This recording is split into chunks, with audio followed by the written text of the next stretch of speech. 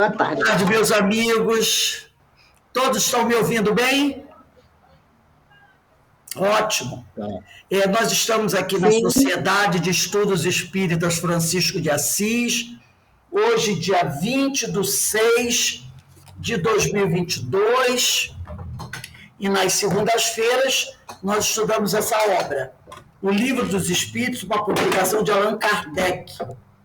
E hoje nós vamos estudar o item 207, que está na parte segunda, capítulo 4, da pluralidade das existências, que tem por título Parecenças Físicas e Morais. Mas antes de nós iniciarmos o nosso estudo, eu vou pedir para a nossa companheira Carmen fazer a nossa prece de abertura. Carmen, por favor.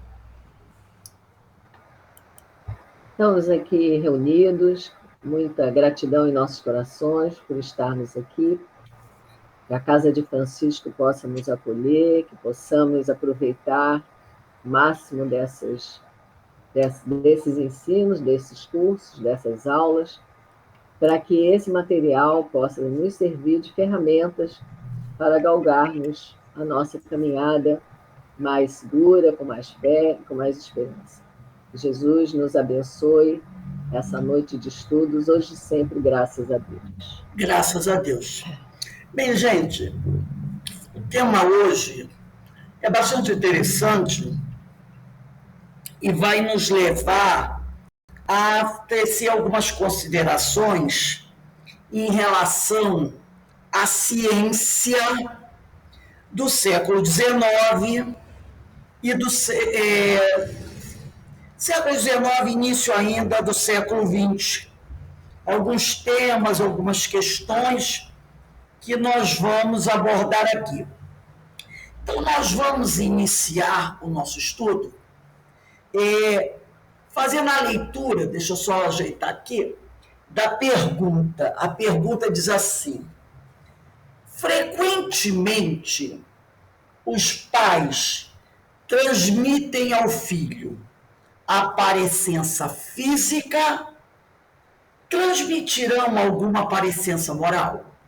O porquê dessa pergunta, que parece assim, uma pergunta muito simples, né? E que nós daríamos uma resposta muito simples. Porque ele diz assim: frequentemente os pais transmitem aos filhos a parecença física, né? Aparência, nariz, cor dos olhos, cor do cabelo.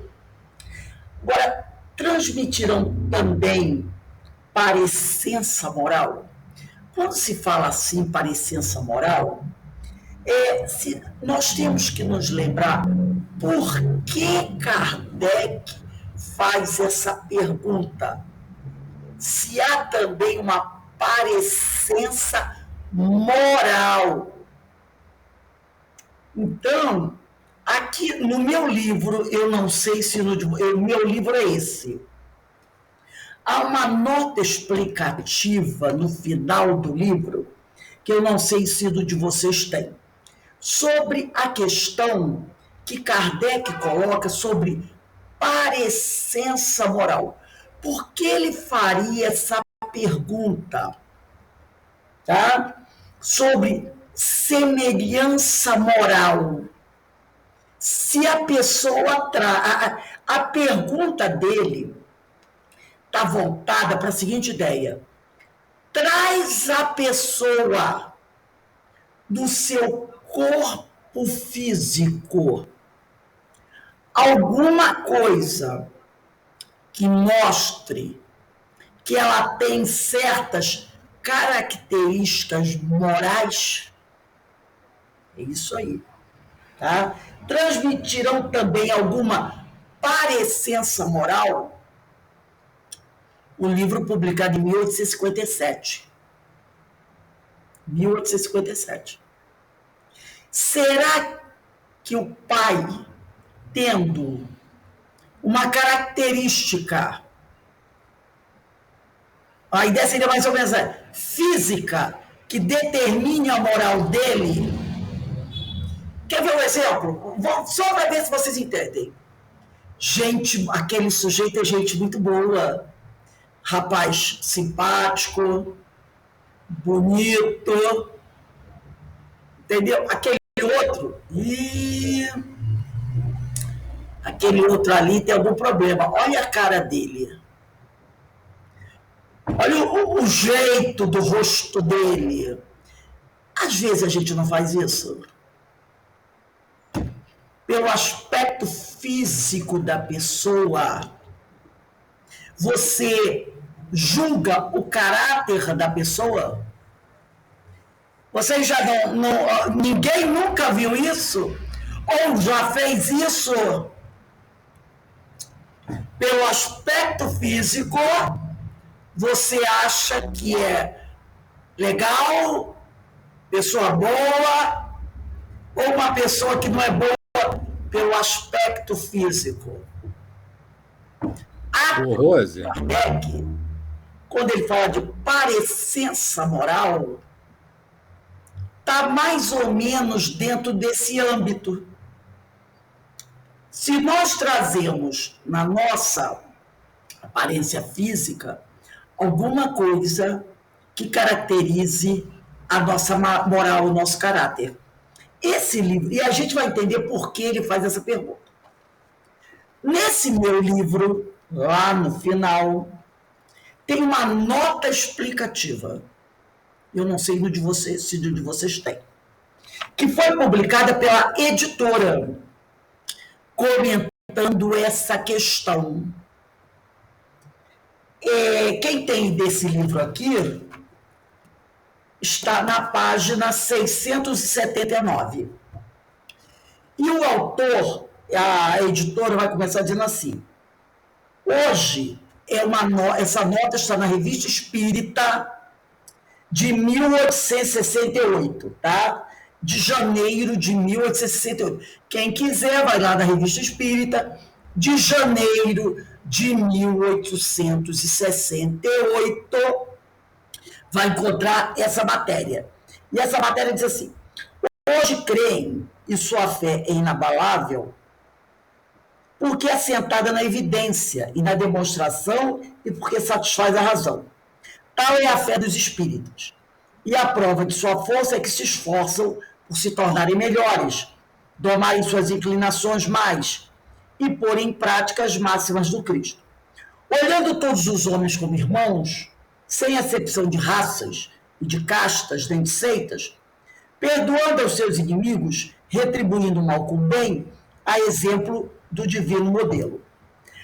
Aí a editora vai dizer o seguinte: a investigação rigorosamente racional e científica de fatos que revelavam a comunicação dos homens com os espíritos, realizada por Allan Kardec, resultou na estruturação da doutrina espírita, sistematizada sobre os aspectos científicos, filosóficos e religiosos.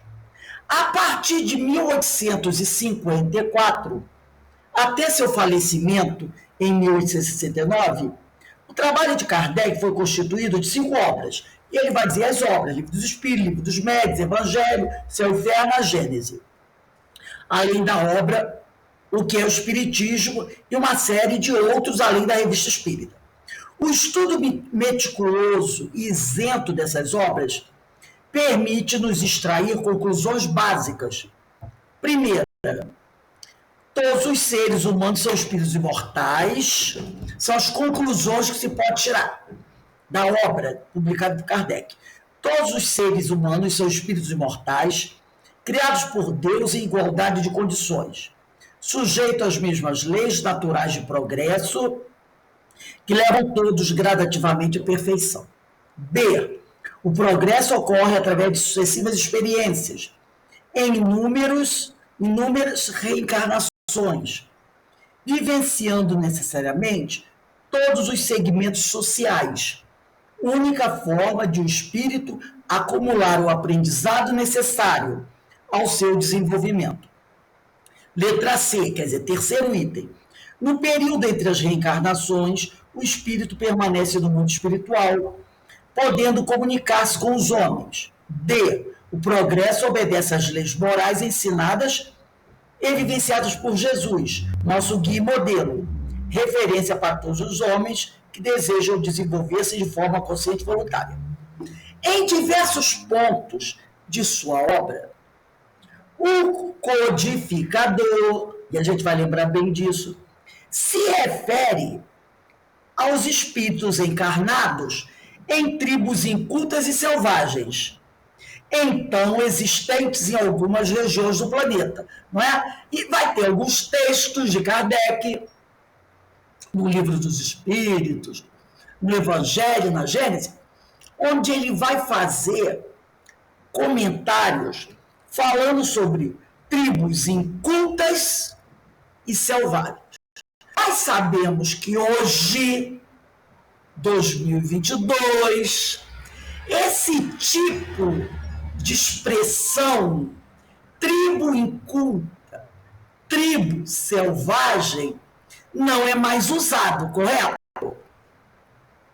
Nós sabemos que isso mudou, mas naquela época em que foi publicado esse livro, 1857, existia essa ideia. Inclusive, vou até me adiantando um pouquinho, existia uma ideia também de que o homem da raça negra não tinha, está lá, se eu não me engano, é no livro Obras Póstumas, uma capacidade de inteligência como homem branco. Porque era o que a ciência daquela época afirmava, que após os 12, 13, 14 anos, o homem negro, né, o cidadão da raça negra, não tinha capacidade de aprender como homem branco. Você vai encontrar isso na codificação. Se eu não me engano, Obras Póstumas. Outro dia até eu e Denise, um tempo atrás, lemos sobre isso. Está lá escrito que o negro é muito bom, merece receber toda ajuda, mas que a mente dele é limitada.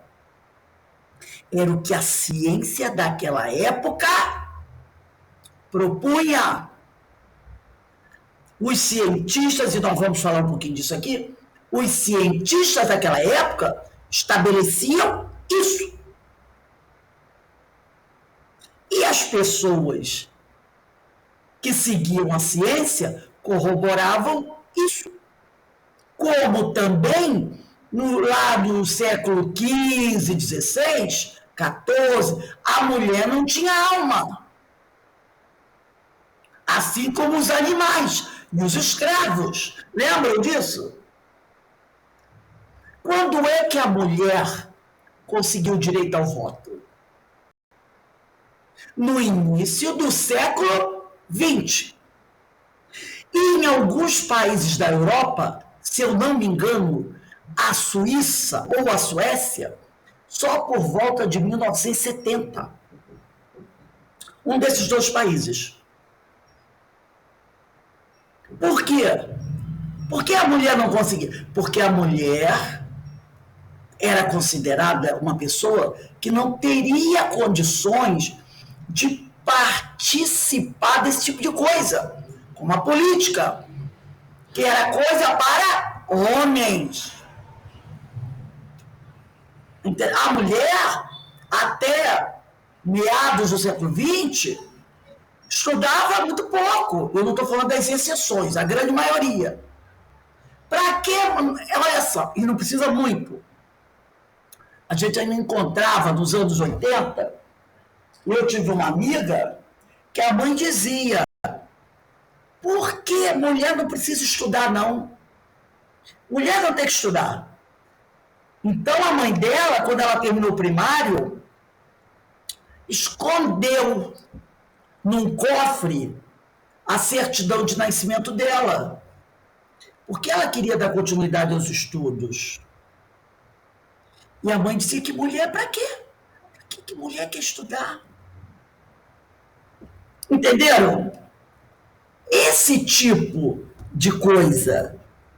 Como a gente ainda escuta certas aberrações por aí no século XXI. Eu só quero confirmar aqui uma coisa, só para vocês verem, para a gente entender que o que parece absurdo naquela época, quando Kardec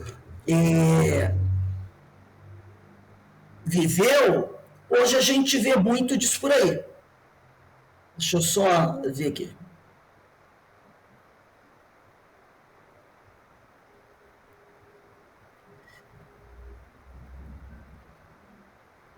Eu estou fazendo uma pesquisinha rápida aqui.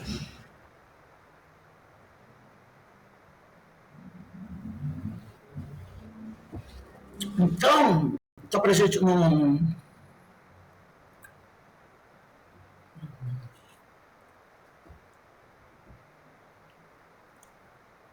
Eu só queria ver isso aqui.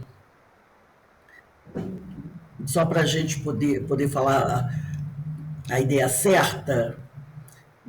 Espera aí só um minutinho, tá, gente? Meu telefone está um pouco lento. E eu estou fazendo uma pesquisa aqui rapidinho para passar para a gente aqui a informação correta. Espera um instantinho, já vai.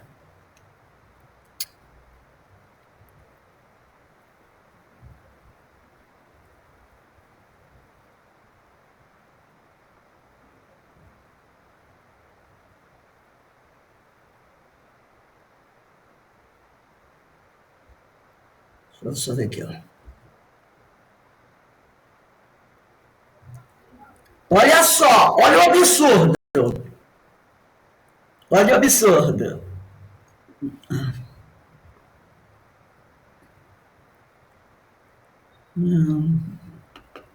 Então não é na Suécia, não. É na Suíça. Ai, meu Deus. Porque quando eu fiquei sabendo disso, eu disse, meu Deus, que absurdo. Porque uma coisa assim... Aqui, ó.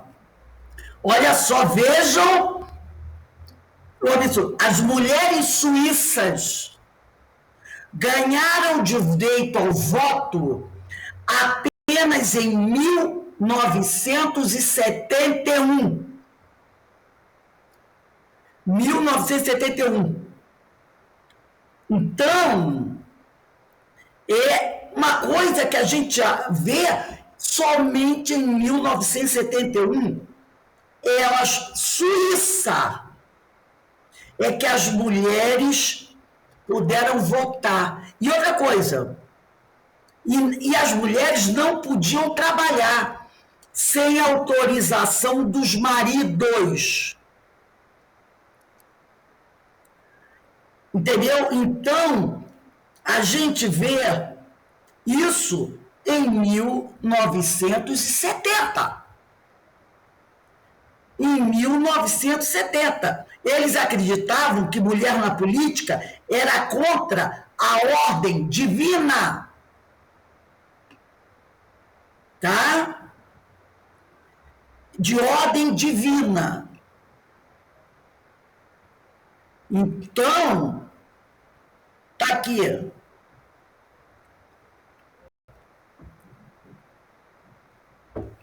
Veja se pode uma coisa dessa.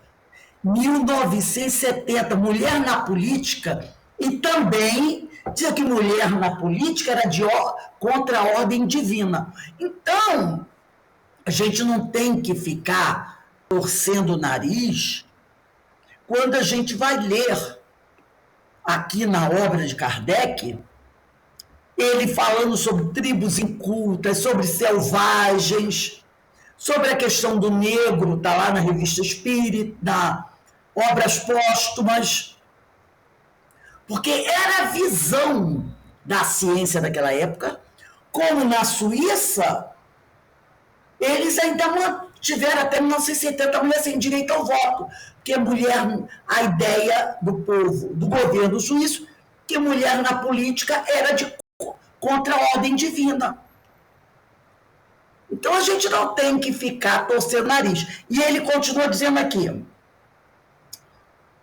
e que em contato com outros polos civis, aí ele diz aqui, em diversos pontos da obra do codificador, ele se refere aos espíritos encarnados em tribos incultas e selvagens, então existentes em algumas regiões do planeta, e que em contato com outros polos de civilização, vinham sofrendo inúmeras transformações, muitas com evidente benefício para seus membros, decorrentes do progresso geral ao qual são sujeitos a todas as etnias, independente da coloração da pele. Mas outros, e por outro lado, muitos prejuízos. Esses grupos também tiveram esse contato, né? E aqui ele vai continuar dizendo assim, aqui é um texto da editora do Livro dos Espíritos.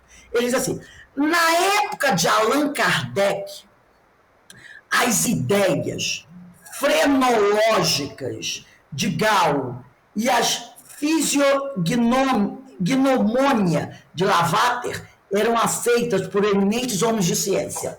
Aí eu fui fazer uma pesquisa para saber sobre essas ideias frenológicas de Gao. Era a ideia que era presente naquela época, a ideia frenológica de Gao. Essa ideia frenológica de Gao dizia o seguinte, por volta de 1800, Franz Joseph Gao desenvolveu a frenologia, uma teoria que reivindica ser capaz de determinar o caráter, características da personalidade e grau de criminalidade pela forma da cabeça. Gao desenvolveu a cranioscopia para fins diagnósticos de personalidade mental, com base na forma externa da caixa craniana. É lógico que essa ciência, mais tarde, ela vai ser corrigida, mas terá pesquisas que vão descobrir outras coisas, baseado no que ele fez. Mas é lógico que isso não era uma coisa totalmente correta, tá? Você determinar o caráter e características da personalidade e grau de criminalidade pela forma da cabeça. É quando ele desenvolve a cranioscopia, né, para diagnosticar a personalidade mental. Então, aqui também vai dizer o seguinte, numa pesquisa que eu fiz, as teorias práticas frenológicas de Gao foram muito condenadas pela igreja, que a igreja não aceitou, porque para a igreja a personalidade tem uma outra característica mística, então foi contra.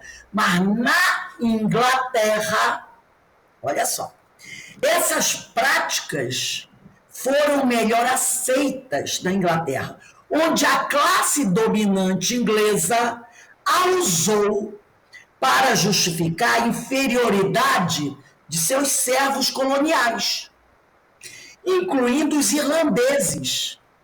E logo também essa prática foi seguida nos Estados Unidos e se tornou popular de 1820 a 1850. Então, isso era o que a ciência pregava naquela época. E Kardec, como um homem de ciência, ele também seguiu essas teorias. Você, como eu falei antes, né? Nós, hoje em dia, às vezes usamos esse tipo de coisa. Quando a gente olha para uma pessoa, vê, no caso aqui, não a cabeça, vai ter outro caso aqui, mas a gente, quantas vezes, pela aparência, a gente julga alguém? Tem um filme, quem gosta de ver filme, chamado A Vigésima, vocês podem até anotar aí, A 25ª Hora, do Anthony Quinn. Anthony Quinn e Virna Lisi são os atores principais. Esse filme conta a história de um católico romeno, que era casado com uma mulher lindíssima, que era a Virna Lisi, né? Eles eram muito pobres, tinha uma casa com um terreninho, mas tem um homem que se apaixona pela esposa dele. E ele é denunciado como judeu, Segunda Guerra Mundial. Mas ele era católico. Ele é denunciado como judeu. Aí já viu, ele é preso, vai para campo de concentração, sofre todos os tipos de barbaridade. Depois, eles descobrem que ele não é judeu. Mas os nazistas, analisando a aparência, a forma da cabeça dele, fazem várias medições do crânio dele, baseado nisso aqui, criam toda uma propaganda do homem e do homem puro, que todo aquele homem puro deveria ter aquela aparência que ele tinha. E ele era um católico romeno descendente de ciganos. Mas lá pelas medições que eles fazem, baseado no quê? Nessa frenologia. Eles medem e dizem que ele tem essas características do homem perfeito. Né? Então, aqueles que teriam essa aparência seriam pessoas perfeitas, né? A raça ideal. Então, o que ele diz aqui? Na época de Kardec, as ideias frenológicas de Gall e as da fisiognomonia de Lavater eram aceitas por eminentes homens da ciência. Essa fisiognomonia de Lavater, Lavater nasceu em Zurique, na Suíça. E esse Gall, ele era alemão. Esse Lavater foi um pastor suíço, acreditava que se pode conhecer o caráter das pessoas pelo estudo da fisionomia. Era um estudo. Agora, ele era um entusiasta do magnetismo, do misticismo, travou relações com Mesmer, já que ele gostava do magnetismo, e foi grande amigo de Pestalozzi. E ele desenvolveu essa ciência da fisiognomonia, que dizia se poder conhecer o caráter das pessoas pelo estudo da fisionomia. Hoje, logicamente, como ele colocava, tinha suas falhas, né?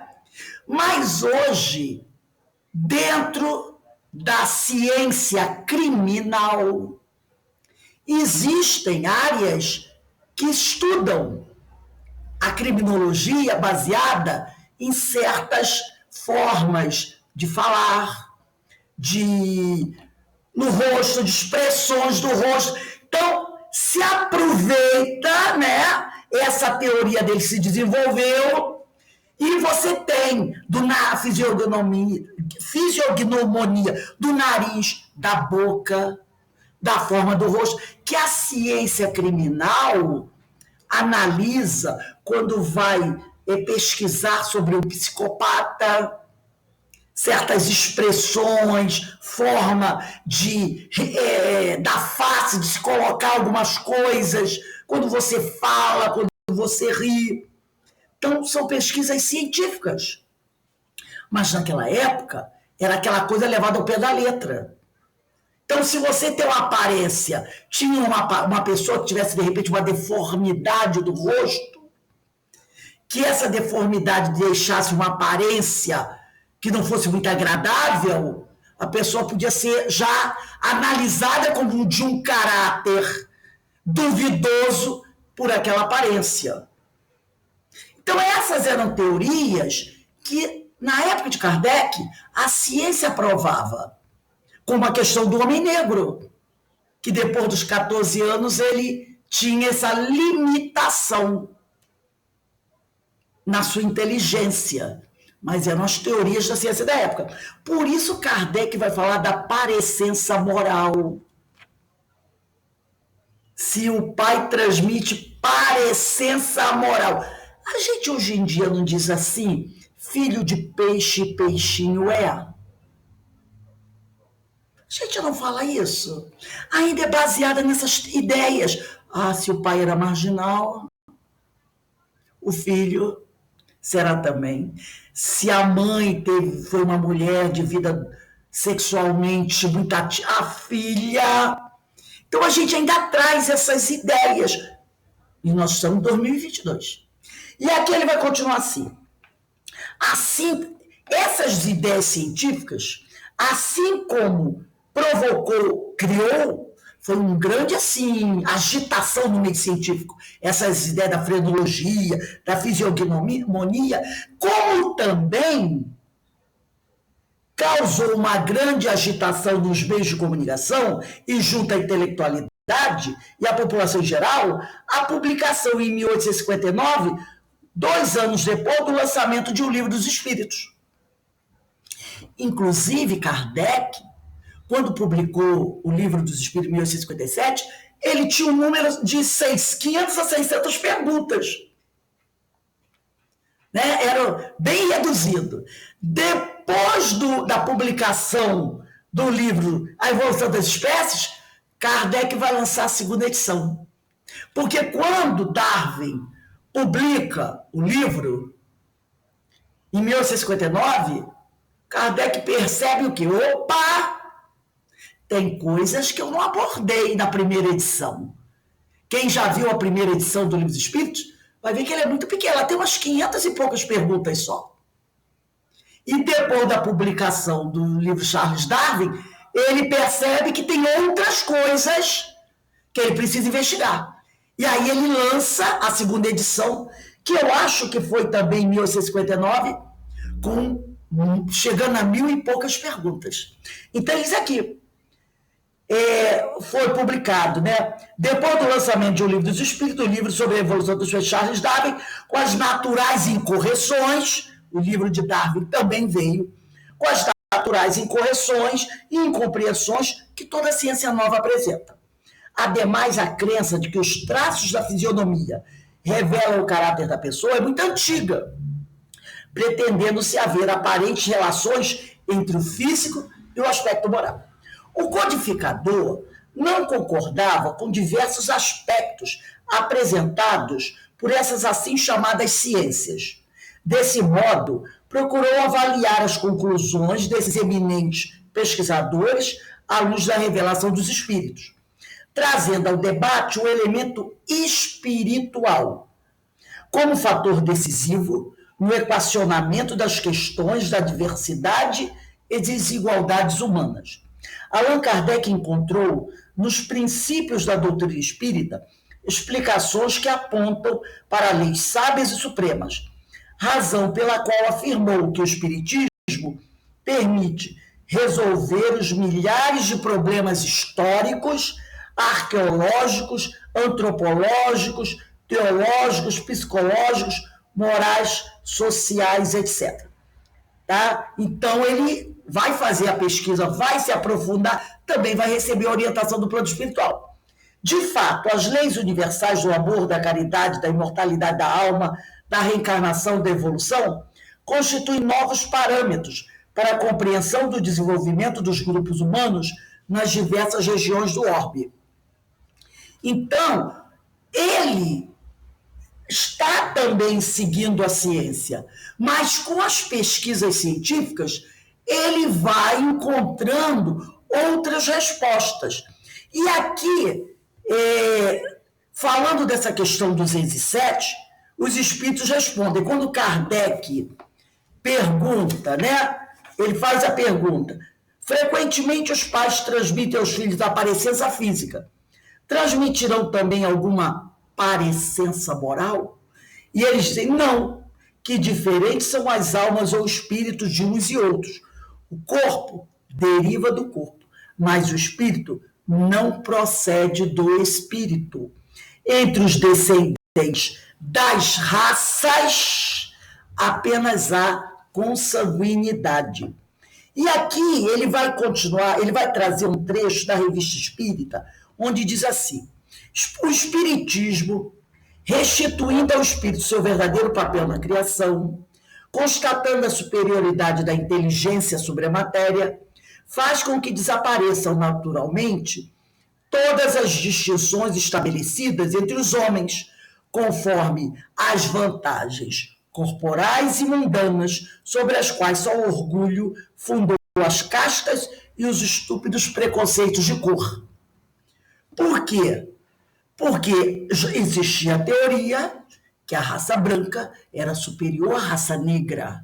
Então, na Revista Espírita de 1861, ele já faz essa crítica, essa reflexão, que só o orgulho fundou as castas e os estúpidos preconceitos de cor.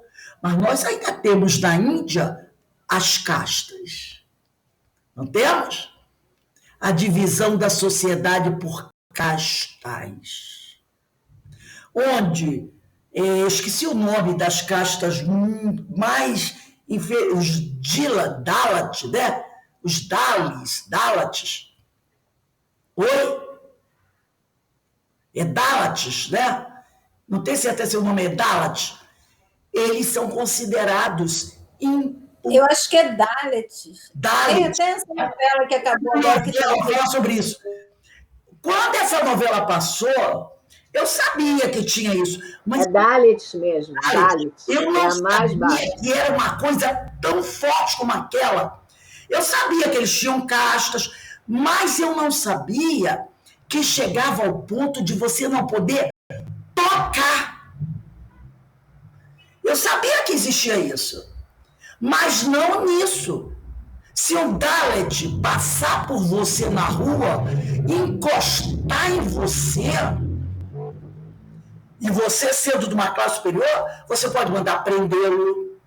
E você vai ter que fazer uma série de rituais de purificação. Gente, em 2022, nós temos esse tipo de coisa. Em 2022. Se um Dalet estiver morrendo de fome e caído na rua, você não pode oferecer a ele um pão. Você não pode. Você não pode socorrer aquela pessoa, botar num carro e levar para o hospital. Porque ele é considerado inferior.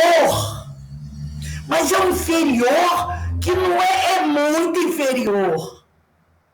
Entendeu?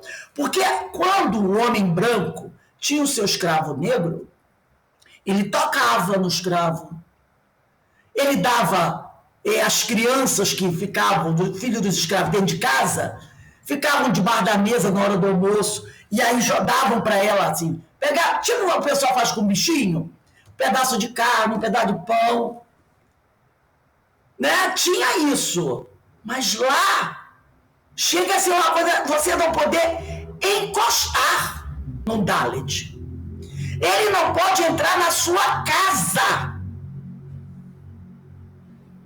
E no mundo atual, no mundo de hoje, é uma coisa assustadora. É uma coisa assustadora. E aqui ele vai falar, os privilégios de raça têm sua origem na abstração que os homens geralmente fazem do princípio espiritual, para considerar apenas o ser material exterior. Então, apesar da Índia ser um país espiritualizado, exilados de capela, lembra? As castas da Índia, eles mantêm isso. Então, que tipo de espiritualização é essa? Mas eles são muito ligados ainda à questão do orgulho. Aí ele diz aqui, da força ou da fraqueza constitucional de uns, de uma diferença de cor em outros, do nascimento na opulência ou na miséria, da filiação consanguínea, nobre ou plebeia, concluíram por uma superioridade ou uma inferioridade natural. Foi sobre este dado que estabeleceram suas leis sociais e os privilégios de raça, baseado nesse orgulho. Deste ponto de vista circunscrito, são consequentes consigo mesmos, porquanto, não considerando senão a vida material, certas classes parecem pertencer e realmente pertencem a raças diferentes. Se você levar em consideração apenas a visão material, vai parecer sim que certas classes parecem pertencer, né, às raças diferentes. Então, se você vê uma tribo na África e você levar em consideração apenas o modo como eles vivem, ou uma tribo aqui de índios não contactados, vamos dizer assim, e basear com a sociedade nossa, né, com as grandes metrópoles, o que você vai dizer? Que eles são inferiores. Que eles são inferiores. Como o índio era tratado até certo ponto, como criança. Na Constituição, nessa não, mas na outra, era como criança. Por quê? Porque o pessoal se prendia o quê? No que via. Primeiro, não falava português. Andava nu. Vivia na floresta, né, caçando para comer. Era considerado assim, como criança. Mas isso a gente sabe que hoje não tem nada a ver. Mas foi baseado nisso que a história foi formada. E daí vai se instituir essa diferença de raças, né? Então ele vai dizer aqui, mas se tomar seu ponto de vista do ser espiritual, do ser essencial e progressivo, numa palavra do espírito, pré-existente, sobrevivente a tudo, cujo corpo não passa de um invólucro temporário, variando com uma roupa de forma e de cor, se além disso, do estudo dos seres espirituais, ressalta a prova de que esses seres são de natureza e de origem idênticas, que seu destino é o mesmo, que todos partem do mesmo ponto e tendem para o mesmo objetivo, que a vida corporal não passa de um incidente, uma das fases da vida do espírito, necessária ao seu adiantamento intelectual e moral, que em vista desse avanço o espírito pode sucessivamente revestir envoltórios diversos, nascer em posições diferentes, chega-se à consequência capital da igualdade de natureza e, a partir daí, a igualdade dos direitos sociais de todas as criaturas humanas e a abolição dos privilégios de raça. Eis o que ensina o Espiritismo. Vós que negais a existência do espírito para considerar apenas o homem corporal, a perpetuidade do ser inteligente, para só encarar a vida presente, repudiais um único princípio sobre o qual é fundada com razão a igualdade de direitos que reclamais para vós mesmos e para os vossos semelhantes. Revista Espírita, 1867. Então a gente vai perceber que Kardec, conforme ele vai entrando em contato com os ensinos dos espíritos, as ideias que ele tem, baseado na ciência da época dele, vão mudando. A gente não pode esquecer que quando Kardec entrou em contato com a doutrina, ele já estava quase com 60 anos, se eu não me engano. Não é? Ele já estava por aí. Eu tinha mais de 55 ou 60 anos por aí. Então, até então, ele era um homem de ciência. Na cabeça dele estava a ciência das academias. Conforme ele vai entrando em contato com a espiritualidade, ele vai conhecendo a vida do espírito, essas ideias. E aí a mentalidade dele vai se transformando, o entendimento dele vai se transformando. Por isso que a gente vai encontrar no livro dos espíritos, no livro dos médiuns, às vezes algumas expressões que nos assustam. Tribos bárbaras, selvagens, porque ainda era baseada no conhecimento da ciência daquela época. E aqui tem mais um trechinho da revista da Gênese, que diz assim: com a reencarnação, desaparecem os preconceitos de raças e de castas, pois o mesmo espírito pode tornar nascer rico ou pobre, capitalista ou proletário, chefe ou subordinado, livre ou escravo, homem ou mulher.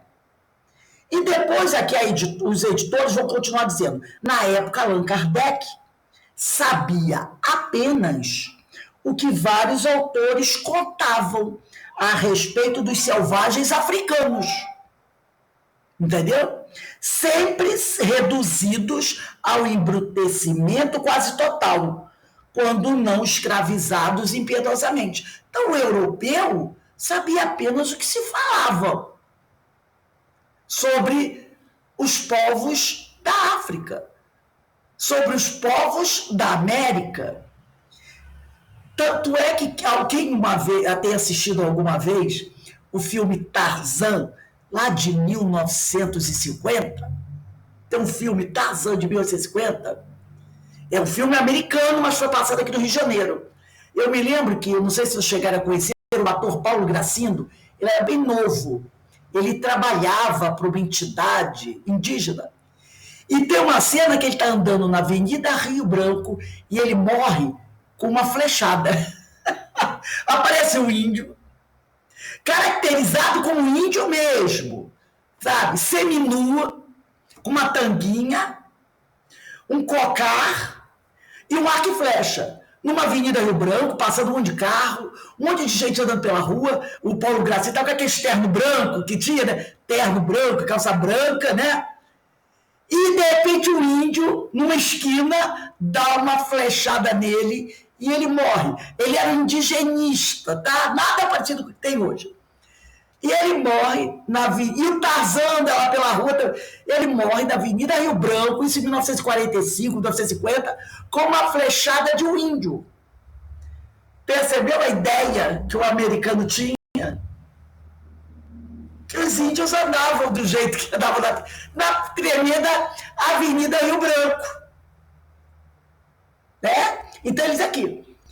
É baseado nesses informes científicos que Kardec tinha, da época que o codificador repete, com outras palavras, o que os pesquisadores europeus descreviam quando de volta das viagens que faziam à África.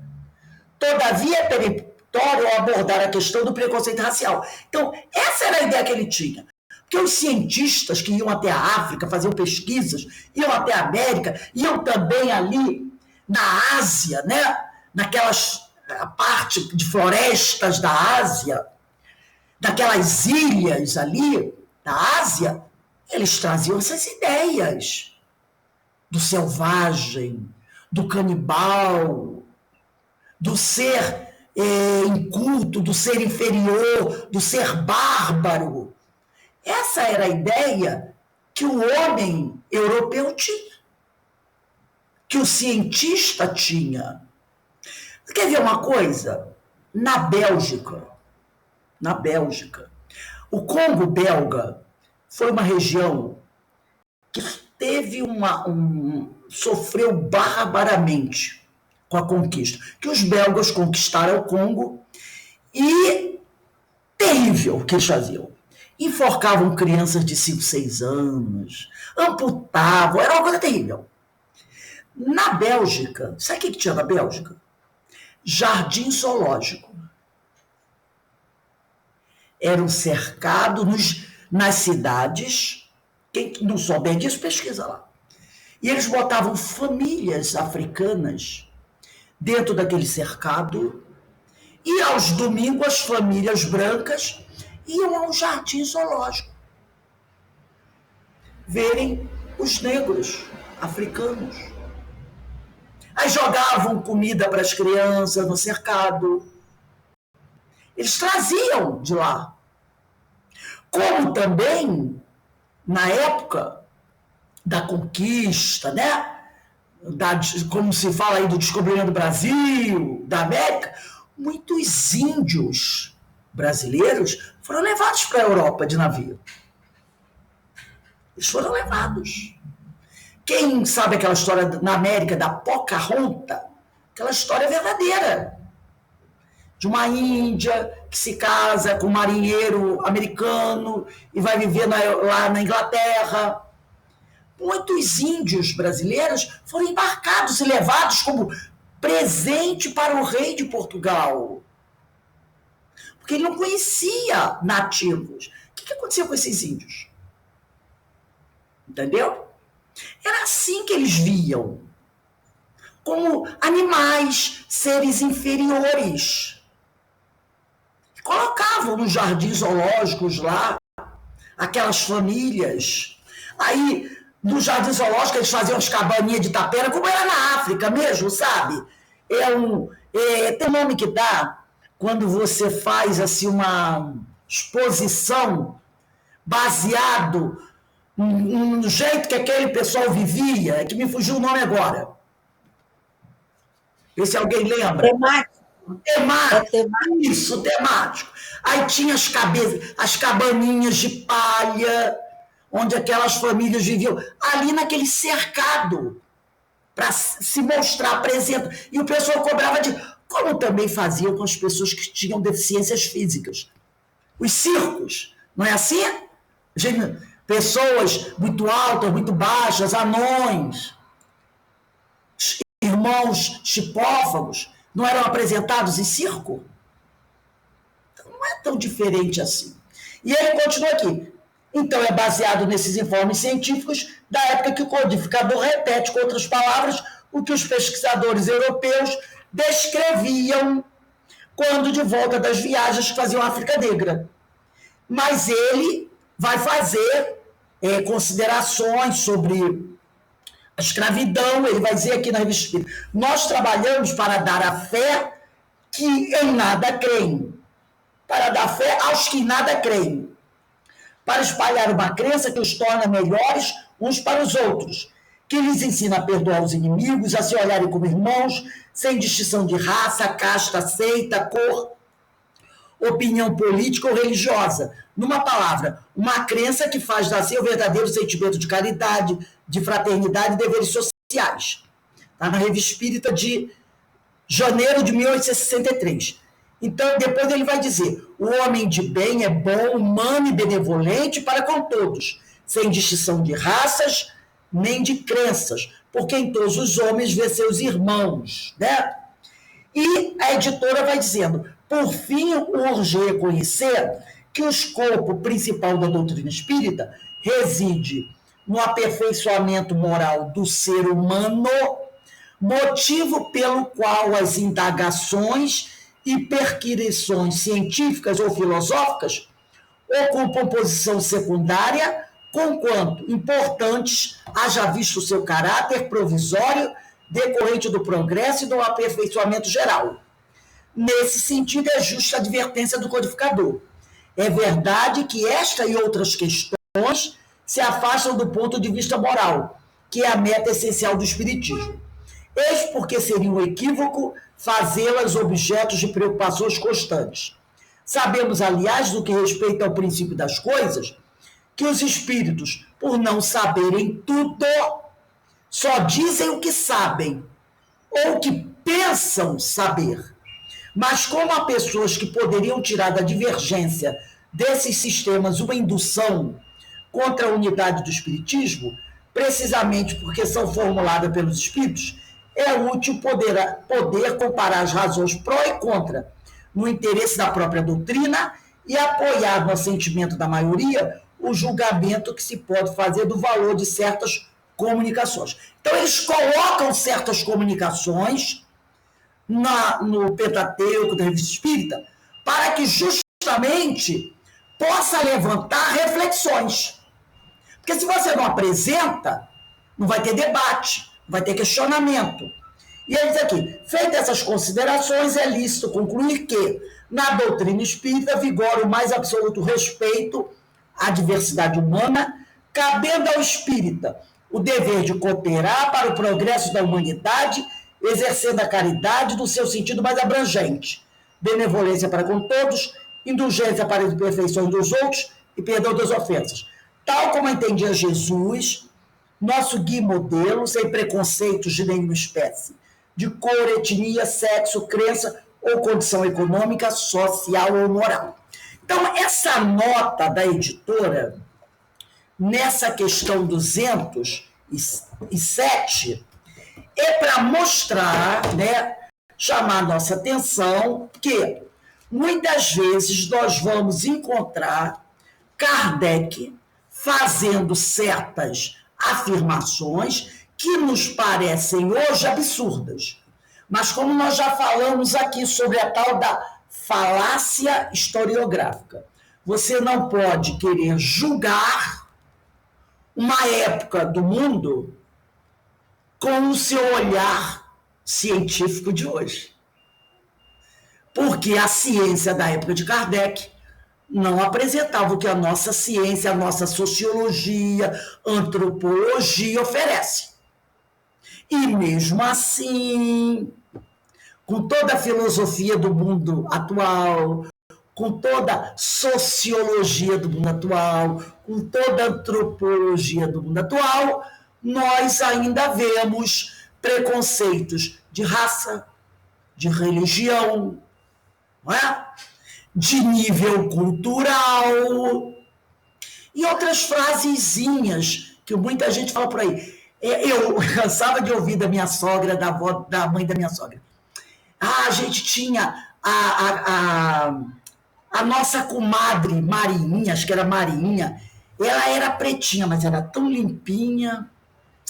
Ela era uma pretinha de alma branca. Entendeu? É isso que as pessoas...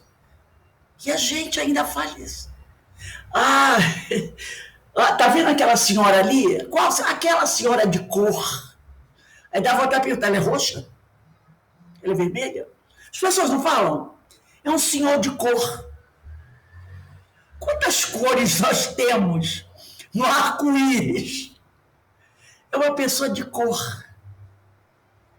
A gente escuta isso. Aí você diz, de cor. E que cor? É porque a pessoa quer ser... Ela não quer mostrar que é preconceituosa. Então ela diz, uma senhora de cor. Já melhorou.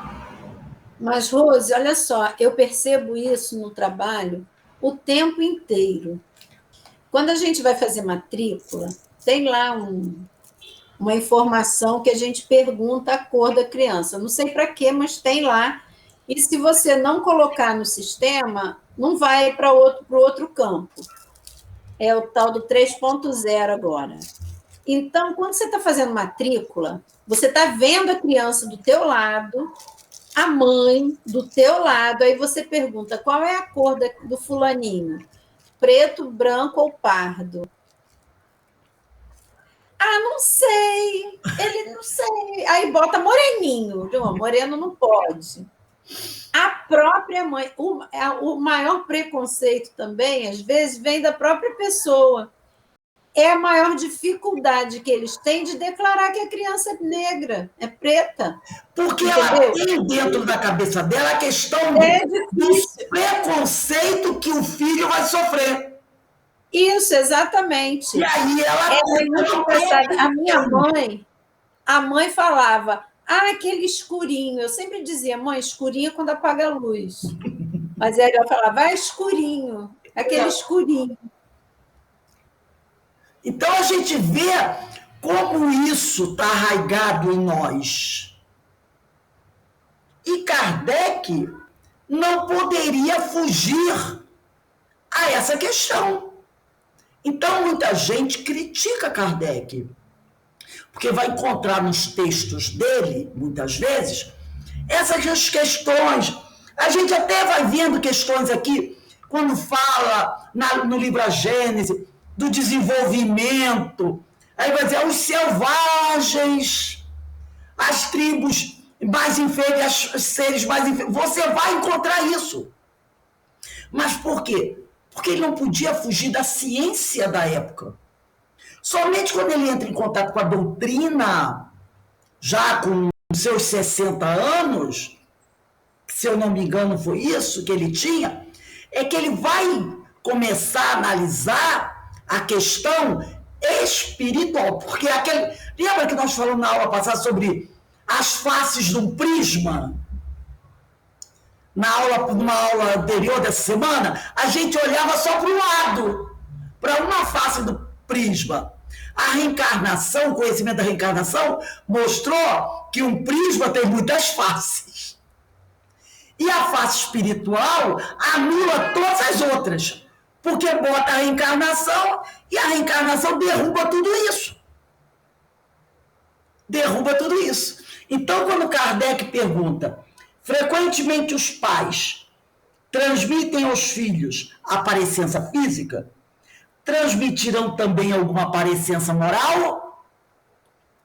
Porque o pai que tinha a aparência de um homem moralizado e honesto poderia transmitir isso para o filho? Entendeu? E ele disse não. Que diferentes são as almas ou espíritos de uns e outros. O corpo deriva do corpo, mas o espírito não procede do espírito. Entre os descendentes das raças, apenas há consanguinidade. E para a gente encerrar aqui, eu trouxe esse livro aqui, do Hermínio de Miranda, não sei se vocês conhecem, é maravilhoso. Nossos filhos são espíritos. É maravilhoso. E eu trouxe um trechinho, porque ele vai falando de criança o tempo todo, né? E aí ele vai falar aqui, como ele está falando, a pergunta é sobre pais e filhos, ele vai dizer assim, por isso, repetir, o capítulo 2, o título do capítulo é Coisas para Desaprender.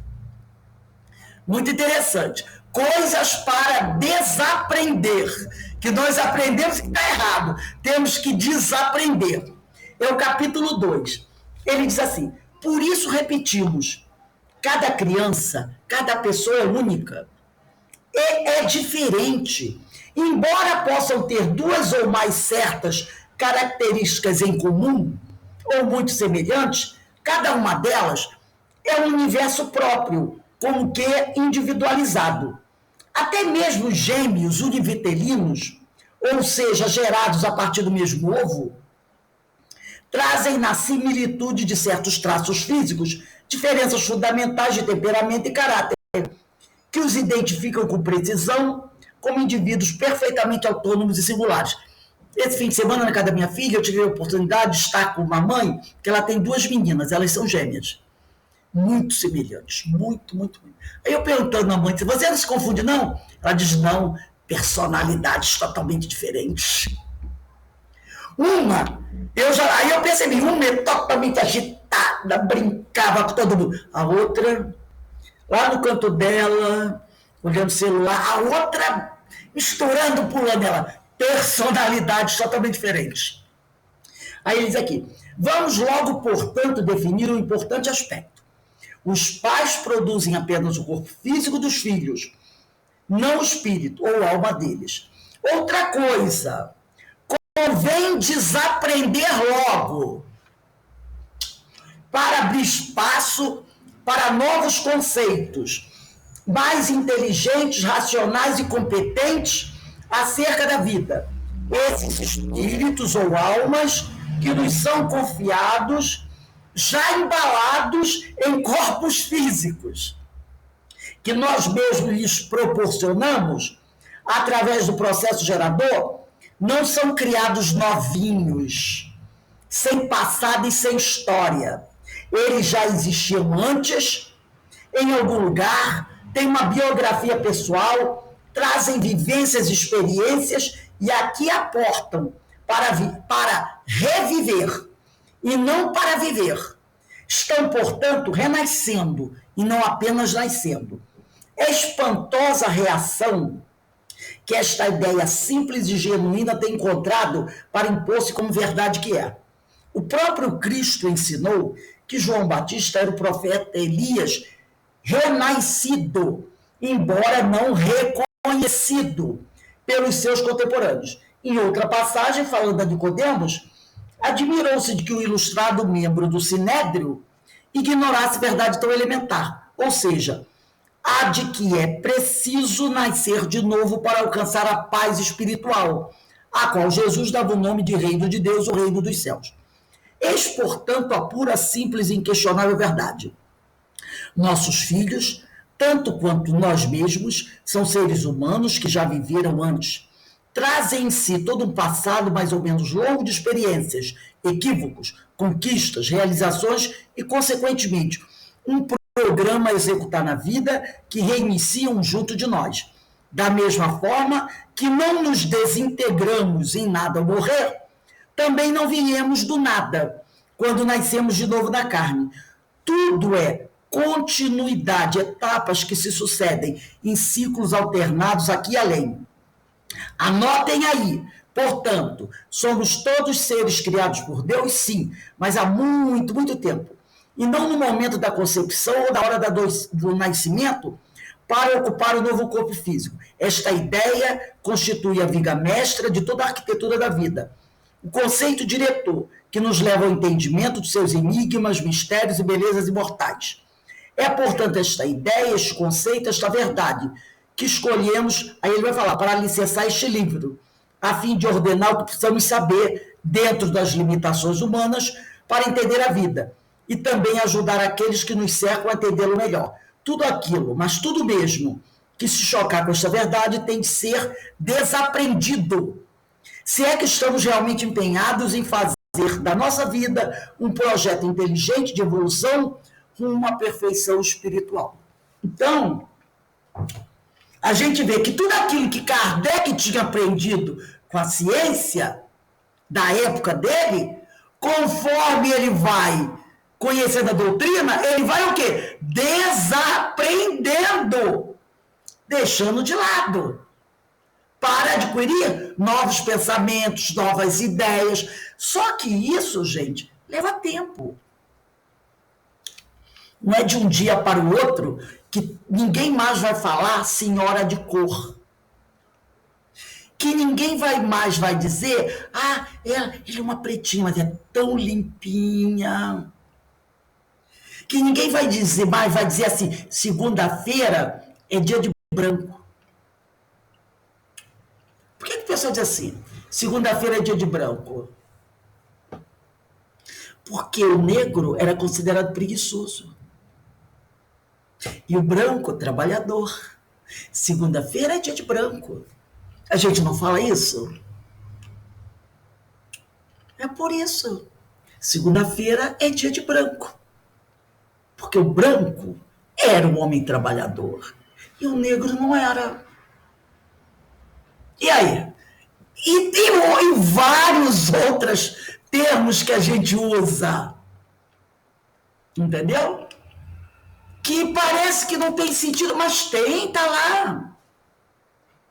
Tá lá. Enraiza. Por isso que ele me diz aqui, são coisas que temos que desaprender. Outro dia mesmo, no jornal, no programa da Globo News, uma jornalista, não me lembro a expressão que ela usou. Ela usou uma expressão que remete ao negro, mas eu não me lembro da expressão. Na mesma hora, outra jornalista corrigiu. Olha, foi até, acho que o César Tralli que corrigiu a jornalista. Esse termo nós não podemos usar mais. É inadequado. Aí ela pediu desculpas. Ela disse, é verdade. Esse termo não é mais um termo adequado. Vocês me desculpem. Ele corrigiu ela na hora. não lembro qual foi a palavra, mas foi uma palavra que ela usou, ele na hora corrigiu. Então, são coisas que nós temos que ir desaprendendo, como disse o Emílio. Alguém gostaria de falar alguma coisa sobre isso? Denise, Alberto? É cultural, né, Rose? A gente vem escutando isso há décadas, né? Então, realmente, para a gente desaprender isso, a gente tem que se controlar mesmo, né? Mas é que fato sai que... no automático, né? Oi? A gente tem que realmente fazer um esforço para Porque senão a raciocinar, gente entra na vai dança, automático mesmo. acha que o índio é inferior, acha que a pessoa negra é inferior, e a gente acaba entrando nesse... Eu me lembro, a avó do meu marido, eu me lembro dela falando, em época de carnaval, ela dizia assim, é por isso que eu não tenho alguém para lavar minha louça na cozinha, está todo mundo rebolando aí na televisão. Exato. E era uma pessoa de um coração imenso. Você pode dizer, não é uma pessoa ruim? Não, uma pessoa de um coração imenso, mas tratava como se fosse... Tinha que estar, vamos dizer, fazendo o trabalho braçal. Tinha que ter alguém lá, em vez de estar sambando na avenida. É porque, quem que lembrava? Quem tinha que limpar, lavar e passar isso. era o negro, né? Eu não sabia que segunda-feira era dia de branco, por isso. Tem até uma música, né? Tem uma música. Eu não sabia. E assim, eu não vejo, esse eu não vi, eu gosto de ver, mas esse eu não vi, não. Teve um Big Brother agora, o último, essa parte aí foi muito focada, porque as pessoas falam e depois pedem desculpa, né? Porque realmente, é como a Denise estava falando, é cultural. Eu acho que as pessoas também que fazem, não fazem assim tanto de maldade. É uma coisa que já está no automático, a gente precisa começar a aceitar que isso não se usa mais mesmo, que pode magoar, pode. A gente tem que entender, a pessoa tem que entender que isso não se deve fazer mais. E não fazer mais, não é apenas não fazer por isso ou por aquilo, a pessoa tem que entender que não pode mais fazer, que vai magoar o outro, que vai atingir o outro, né? Que não é branco, não é segunda-feira, porque o preto não é preguiçoso, o gordo não é inútil, né? Então a gente tem que aprender realmente isso. Mas eu ouvi muita fala da pessoa assim, eu estou cansada de pedir desculpa, de dizer que não sabia. Né? Que não podia falar. Eu achei não podia falar do cabelo, não podia falar da cor. Né? Olha aqui, lista negra, você está na minha lista negra. Denegrir. Comprou computador no mercado negro. Você é a ovelha negra da família. Você está denegrindo a imagem. A palavra foi do jornalista, denegrindo. E o César Tralli em cima dela na hora. Depois você diz ovelha negra, mercado negro, tudo que não é bom, entendeu? Você está na minha lista negra, remete a isso. Fala, Menezes. Tinha uma música que era muito cantada por Grande Otelo e Elza Soares, inclusive, esses tipos de músicas é até proibido. Eu não sei se vocês lembram. Lembram da música? Não, Nega do cabelo duro. Inclusive, era usada muito em marcha de carnaval, assim, de índio e de negro. Eu, por exemplo, na minha lógica, esse negócio de raça negra, raça branca, para mim é besteira, porque só existe uma coisa, raça humana. Tanto faz pessoas de cor, como faz pessoa índio, como faz branco, entendendo? Isso aí é só criado pelo próprio homem, mas a raça só é uma, a raça humana. Outra coisa de preto. Isso é coisa de preto, quer ver? Umas aqui que eu achei... Fernando, mas você falou aí, pessoa de cor. Não é pessoa de cor, né, Verinha? A coisa está ficando preta. A coisa está ficando preta. Então... Você está vendo só como é que a gente... Tá vendo como a gente precisa? A gente precisa escutar essas coisas, aprender, entendeu? Para realmente não fazer mais. Você quer ver uma outra expressão que não parece racista, mas é? Meia tigela. Sabe por quê? Porque os negros, os escravos que trabalhavam nas minas de ouro, quando eles não conseguiam alcançar a meta que era estabelecida pelo feitor, a meta dizia, por exemplo, você tem que conseguir hoje extrair meio quilo de ouro. Exemplo, se ele não conseguisse, era dado como preguiçoso e ele só tinha direito a meia tigela de alimento, o que era considerado sem valor e medíocre.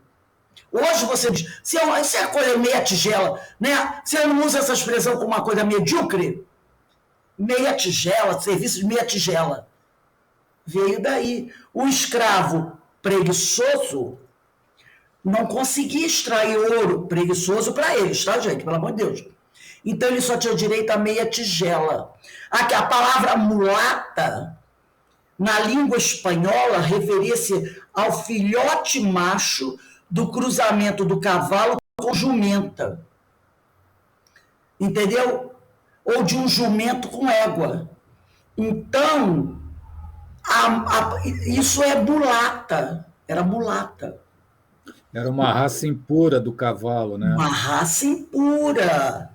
Entendeu? Nossa, vou anotar essas coisas. Exatamente. Eu estou pegando muita coisa, né, Denise? Denise só está com a mãozinha aí. Ou quando você diz assim, não sou tuas negas, o céu não diz? Não sou tuas negas, para você me fazer assim.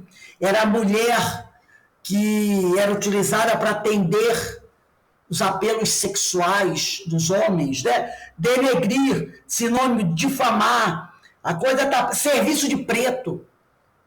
Serviço de preto. Mercado negro, magia negra, lista negra, ovelha negra. Inveja branca. Brincando, às vezes você fala, tô com uma inveja branca. Por quê? Porque a inveja branca não é má. Porque tem a inveja, que você diz coisa ruim.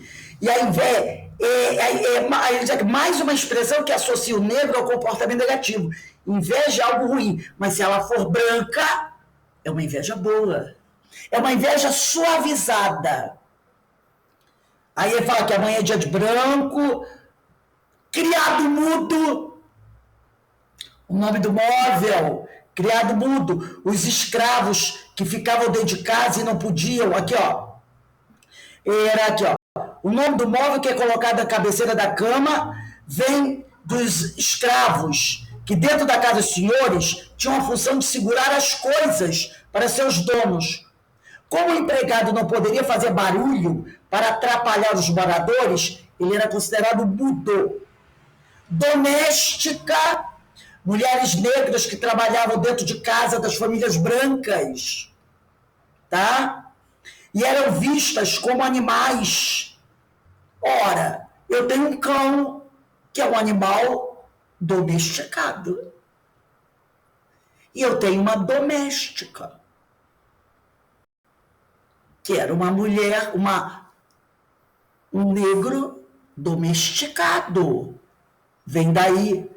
Nasceu com pé na cozinha. Mas se usa o nome de profissão empregada doméstica. Sim, para você ver. Não, agora trocou, é dolar. Dolar, não se mais dolar. Doméstica eram as mulheres negras que trabalhavam dentro das casas de famílias brancas, eram consideradas domesticadas. Domesticadas. Porque se ela não fosse domesticada, ela era selvagem. Não podia trabalhar dentro da casa de família. Entendeu? Então, meu avô Pedro veio de escravo domesticado, porque ele falava até francês.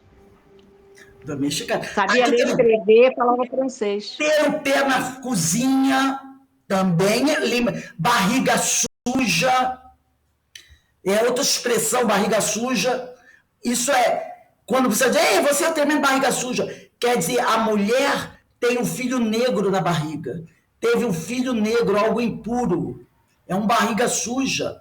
Cabelo ruim, cabelo duro. Outra expressão, feito nas coxas. A origem da expressão popular deu-se à época da escravidão brasileira, onde as telhas eram feitas de argila moldada nas coxas de escravos. Entendeu? As samba do crioulo doido. Ficava imperfeito, porque nem todo mundo tem a coxa igual, né? Outra, E as coxas das pessoas são diferentes. Tem caroço nesse angu, porque era um truque usado pelos escravos para melhor se alimentarem. Então, eles serviam, eles botavam, escondiam um pedaço de carne no angu, os escravos, para poder se alimentar melhor. Tem caroço nesse angu. Nhaca, né, todo mundo, mau cheiro, né? Preto de alma branca, galinha de mato e outras até mesmo faz na entrada, faz na saída. Isso! Até mesmo nas gírias são usadas palavras que surgem de dentro de presídios. Por exemplo, arrebentou a boca do balão. Era quando os prisioneiros ficavam perto da grade, 2 ou 3 ficavam cavando buraco para poder fugir. Os que ficavam próximo da grade, quando via o rondo se aproximar, falava, arrebentou a boca do balão, todo mundo se espalhava e cada um ia para sua cama, fingia que estava dormindo. Essa expressão que agora a Denise usou, como é que é mesmo, Denise? Essa última expressão que você falou aí agora, você falou uma expressão... Não faz na entrada, mas faz na saída. É! Quando não suja da entrada, suja da saída. Foi Márcia. Isso, né? Foi Márcia que usou, você falou, né? Então, são essas expressões que nós trazemos, né? Desse preconceito, dessas ideias antigas, que nós precisamos ir modificando, mas não vai ser de uma hora para outra. Nós estamos no século XXI, 2022, e estamos só por aí. Então, não tem porquê, aí é que eu falo, criticar Kardec em certos aspectos, né? Ele vivia, a ideia dele, quando ele conhece a doutrina, ele acreditava na ciência daquela época, que a ciência trazia sobre o homem negro, sobre os índios, né? Sobre as tribos, mas com o passar conhecimento doutrinário, ele vai mudando, como nós também temos que ir mudando.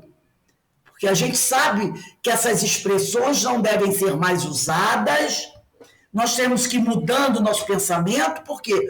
Porque o conhecimento da doutrina nos mostra que não existe diferença entre nós. Não existe.